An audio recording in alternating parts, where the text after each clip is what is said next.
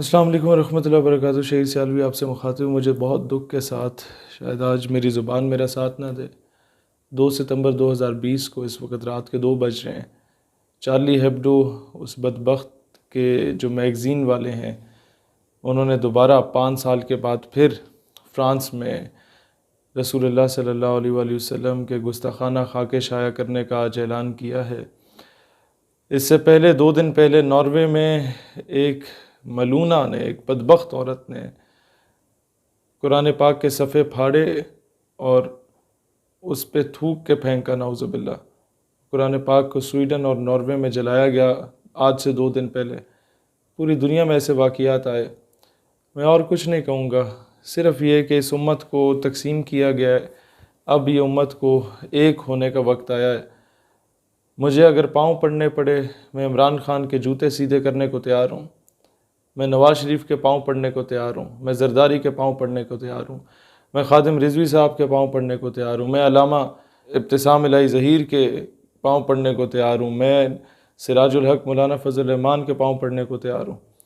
مجھے آپ سارے اور پورے پاکستان کی ساری قوم، سارے سیاسی مذہبی جماعتیں اپنے قائدین کے ساتھ 11 ستمبر بروز جمعہ دن 2 بجے لیاقت باغ راولپنڈی کے باہر نظر آئیں، اور وہاں سے ہم مارچ کریں گے آپارہ چوک اسلام آباد تک، اور وہ لاکھوں کا اجتماع پورے پاکستان سے جو لوگ آئیں گے، وہ دنیا کو یہ پیغام دے گا کہ ہم لوگ جو سیاسی اور مذہبی ایک مسلکی ایک دوسرے سے اختلاف رکھتے تھے، ایک دوسرے کا گریبان پکڑا کرتے تھے، آج رسول اللہ صلی اللہ علیہ وآلہ وسلم کی حرمت، ان کی ناموس، ان کی ختم نبوت کے دفاع کے لیے ایک پلیٹ فارم پہ اکٹھے ہیں۔ آج جو ہم لوگ ایک دوسرے کی شکل نہیں دیکھنا چاہتے تھے، آج اپنے نبی پاک علیہ الصلوۃ والسلام کی خاطر ایک پلیٹ فارم پہ اکٹھے ہیں۔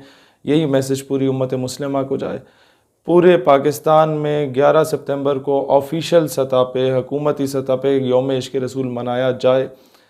اس کے علاوہ اور کچھ نہیں کہوں گا۔ میں اس پہ خدا کا واسطہ ہے، سیاست نہ کرنا، ایک دوسرے کو گالی نہ دینا، ایک دوسرے کا گریبان نہ پکڑنا، تمام لوگ ایک پلیٹ فارم پہ اکٹھے ہوں۔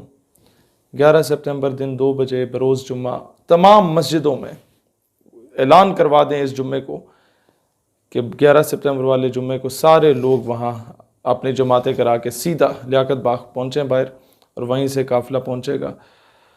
ہم دنیا کو یہ پیغام دیں کہ مسلمان ایک ہے، اپنے آقا علیہ الصلوۃ والسلام کی خاطر ایک ہے، اور دنیا میں یہ قانون سازی کروا کے رہیں گے کہ کوئی شخص بھی رسول اللہ علیہ الصلوۃ والسلام کے خلاف کی بات کرتا ہے تو اس کے خلاف انٹرنیشنل بین الاقوامی سطح کا قانون نافذ کیا جائے۔